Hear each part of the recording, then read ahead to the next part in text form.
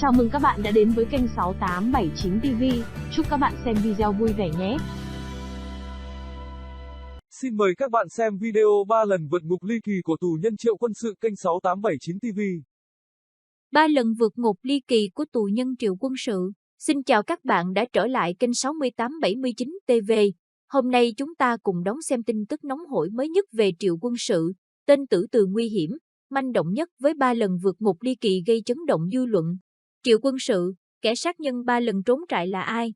Triệu Quân Sự, 32 tuổi, là người dân tộc Nùng, quê ở xóm Bản Luông, xã Phú Cường, huyện Đại Từ, tỉnh Thái Nguyên. Triệu Quân Sự cao 1m6, sống mũi thẳng, da ngăm đen, nốt ruồi cách 1cm ngay sau đuôi lông mày trái. Trước khi phạm tội, Sự là bộ đội, cấp bậc binh nhì, thuộc đại đội 1, tiểu đoàn 18, sư đoàn 3, quân khu 1. Trong quá trình rèn luyện trong quân ngũ, Triệu Quân Sự mê game, nghiện game đã từng trộm cắp vặt của đồng đội. Từ khi nhập ngũ đến ngày 12 tháng 8 năm 2012, dù chỉ trong khoảng 1 năm ngắn ngủi nhưng Sự đã có 5 lần đào ngũ. Năm 2012, Sự đã sát hại chủ quán cà phê ở quận Long Biên, Hà Nội, để cướp tài sản. Năm 2013, Sự bị Tòa án quân sự quân khu 1 tuyên chung thân về các tội giết người, cướp tài sản và đào ngũ. Theo nhận định của cơ quan công an, Triệu Quân Sự là kẻ sát nhân máu lạnh, rất manh động, nguy hiểm cần phải giám sát chặt chẽ 24/24. Đào ngũ 5 lần, giết người và vượt ngục cách đây gần 10 năm, khoảng 14 giờ ngày 22 tháng 8 năm 2012, Công an quận Long Biên nhận được tin báo tại một quán cà phê ở phố Trường Lâm, xảy ra vụ án mạng. Cái chết của nữ chủ quán được một người hàng xóm phát hiện khi tình cờ sang chơi. Cửa mở mà gọi không thấy người thưa. Bước vào trong, người hàng xóm bất ngờ khi thấy những vệt thẫm kéo dài từ phòng khách vào khu vực nhà tắm. Tại nhà tắm nhân chứng bàng hoàng khi thấy nữ chủ quán đã tử vong trong tư thế ngồi dựa vào tường, đầu gục. Có không dưới 3 vết dao trên thi thể nạn nhân xấu số, trong đó thương tích chính khiến nạn nhân mất máu dẫn đến tử vong, là ở vùng cổ. Nhận được tin báo, Công an thành phố Hà Nội vào cuộc phối hợp hỗ trợ Công an quận Long Biên tiến hành điều tra. Ban đầu, ban chuyên án nhận định đây là vụ giết người. Bởi chưa xác định được tài sản của nạn nhân bị mất. Thời điểm xảy ra vụ án, vì là buổi trưa nên cũng không nhiều người biết đến và dấu vết tại hiện trường hầu như rất ít. Trong lúc vụ án vẫn đang bế tắc thì một nhóm trinh sát thu được hình ảnh từ chiếc camera an ninh nhà dân gần đó. Đoạn clip này cho thấy một nam thanh niên trẻ đi vào quán cà phê Hương Sen, tiến hành đánh giá kỹ lưỡng các hình ảnh. Ban chuyên án nhận định đây là đối tượng lạ mặt, không phải dân địa phương. Công an Hà Nội bước đầu dựng lên được chân dung nghi phạm. Đối tượng được miêu tả là từ tầm tuổi 20 đến 25, cao dưới 1m70, tóc cắt ngắn, da ngăm đen, dáng gầy. Với quyết tâm cao phá án của Bộ Công an, sáng 23 tháng 8, nguồn tin từ tỉnh Tuyên Quang báo về, một cửa hàng vàng bạc mới nhập được món đồ trang sức quý.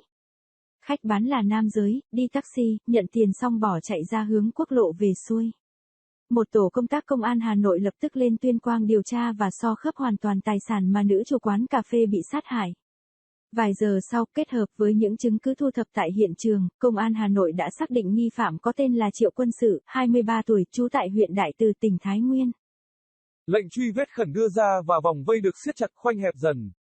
Chiều 24 tháng 8, thông tin về chiếc xe taxi chở đối tượng nam giới bán vàng được ban chuyên án lần ra và theo thông tin thu thập được, ban chuyên án đã đến, bao vây một nhà nghỉ ở Thái Nguyên nơi có kẻ tình nghi nguy hiểm đang say sưa ngủ. Gần 22 giờ, tổ trinh sát ập vào, cánh cửa phòng trên tầng 2 của nhà nghỉ bị đạp tung. Vị khách nam giới còn ngái ngủ, ngơ ngác không hiểu chuyện gì đã tra tay vào còng. Vị khách đó chính là sát nhân máu lạnh Triệu Quân Sự. Triệu Quân Sự là kẻ rất mê chơi game và nghiện game. Sau cuộc đào ngũ cuối cùng vào tháng 8 năm 2012, Sự lang thang trên đường phố tại Hà Nội khoảng 10 ngày, chiều 22/8/2012, Sự đến quán cà phê Hương Sen quận Long Biên, Hà Nội thấy nữ chủ quán đeo nhẫn bông tai vàng lại đơn thân nên nảy sinh ý định giết người cướp của. Hắn đã ra tay giết hại dã man nữ chủ quán, lấy đi chiếc nhẫn vàng trị giá 3 chỉ, đôi hoa tai, lấy 2 điện thoại di động cùng 250.000 đồng rồi tẩu thoát.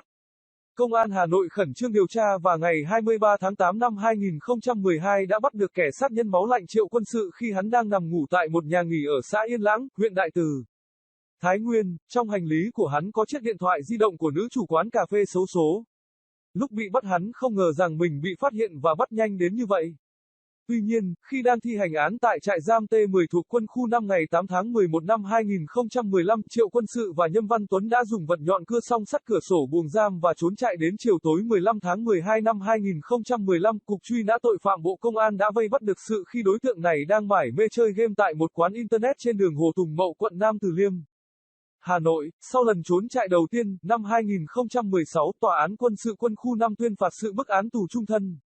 Triệu Quân Sự được cơ quan quân sự di lý hắn vào giam giữ ở trại T10 thuộc quân khu 5 ở xã Bình Khương, huyện Bình Sơn, tỉnh Quảng Ngãi. Tìm mọi cách vượt ngục lần 2. Sau lần vượt ngục đầu tiên bị bắt, thay vì nghiêm túc chấp hành án, Triệu Quân Sự lại nung nấu ý nghĩ tiếp tục bỏ trốn.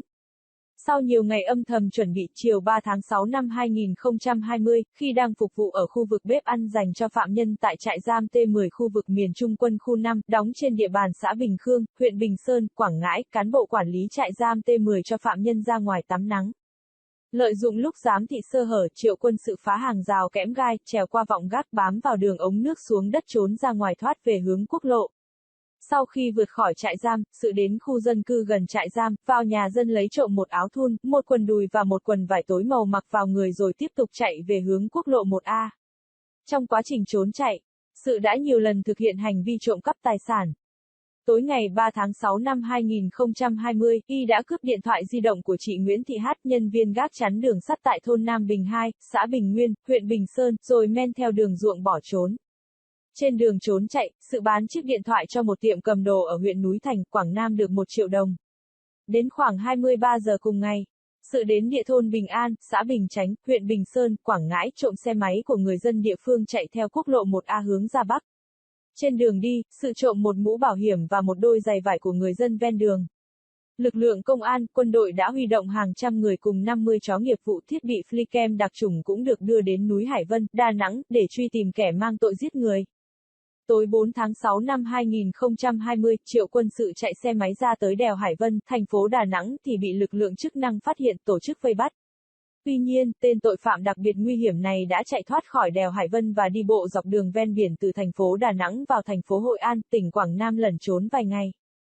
Khoảng 19 giờ 30 ngày 18 tháng 6 năm 2020, khi đang chơi game trên đường Hùng Vương, thành phố Tam Kỳ, Quảng Nam, thì Sự bị cơ quan cảnh sát điều tra công an thành phố Tam Kỳ tóm gọn theo quyết định truy nã. Sự khai sau khi vượt ngục lần thứ 2, anh ta lẩn trốn trong rừng, chờ trời tối rồi men theo lối mòn từ Đà Nẵng vào Hội An. Do mê các trò chơi điện tử, phạm nhân này đến tiệm internet nhiều ngày rồi bị cảnh sát bắt giữ. Theo đó, hơn 6 giờ ngày 14 tháng 6, Sự đeo khẩu trang kính trắng xuất hiện tại quán internet ở phường An Mỹ, đường Hùng Vương, thành phố Tam Kỳ, Quảng Nam, lập tài khoản game có tên DUCMINS. Sự chơi game suốt 5 ngày. Hơn 6 giờ sáng, hắn ngồi vào máy, ra ngoài ăn sáng chừng 1 tiếng rồi quay lại, dừng tay vào khoảng 22 giờ và ngủ luôn tại quán. Ngày đầu tiên, kẻ đang trốn truy nã chơi game gần 14 tiếng. Ngày thứ 2 hơn 8 tiếng, ngày thứ 3 gần 10 tiếng và ngày thứ 4 15 tiếng. Tới ngày thứ 5, hắn chơi gần 10 tiếng cho đến khi bị bắt.